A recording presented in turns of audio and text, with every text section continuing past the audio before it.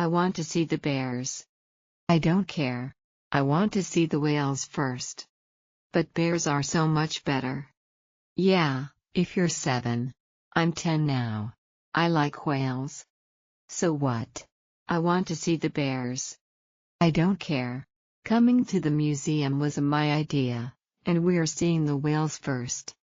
Bears. Whales. Bears. Whales.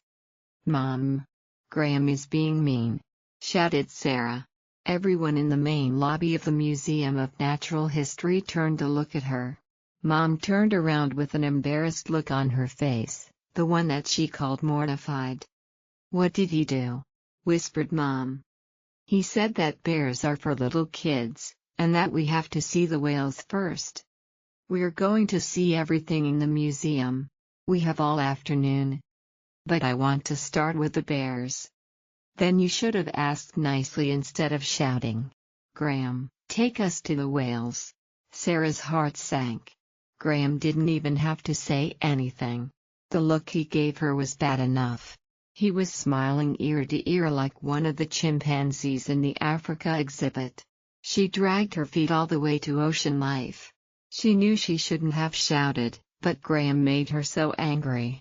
And the simple fact was, they didn't have all afternoon. It was 3 p.m. now, and the museum closed at 5:15 p.m. Sarah had seen the sign.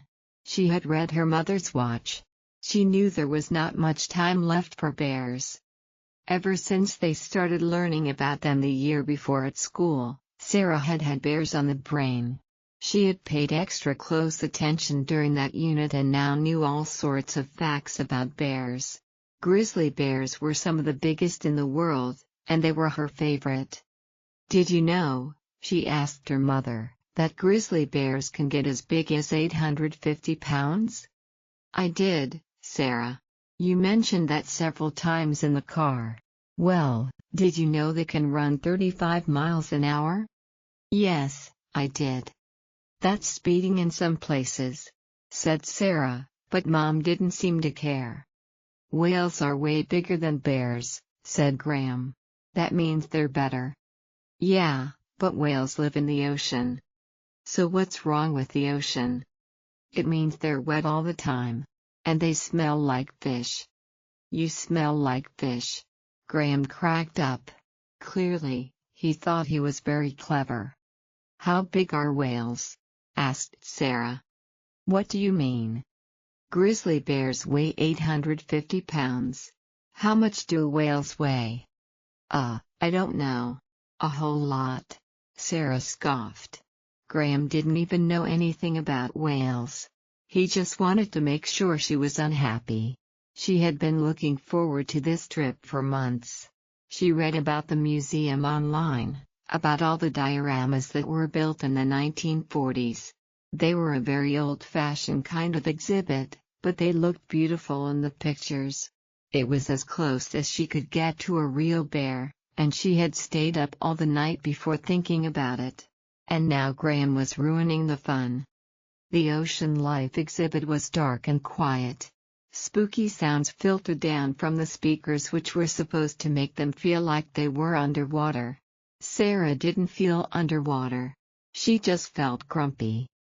Oh look, she said. A whale.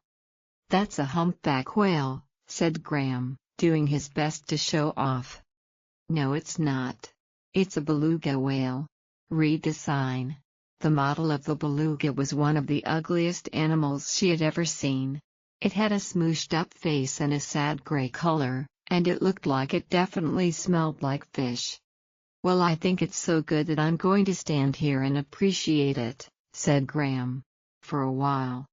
Mom, can I please just go look at the bears by myself? Asked Sarah. No, said Mom. You have to stay in this room. As Graham pretended to be interested in the whale, Sarah watched the seconds tick by on her mother's watch. Finally, she couldn't take the beluga any longer. She stomped away, her arms swinging at her side, looking desperately for something in the Ocean Life exhibit that wasn't ugly, boring, or stinky. And then, from across the room, she saw it. It was a diorama of Alaskan seals swimming just below a sheet of ice. Above them, peering hungrily into the water, was a polar bear, looking so real that Sarah flinched when she saw it. It had snow-white fur, a wet-looking, black nose, and claws as sharp as razor blades. As Sarah pressed her face up against the glass to look at it, she forgot about the whales behind her. The polar bear was the most beautiful thing she had ever seen.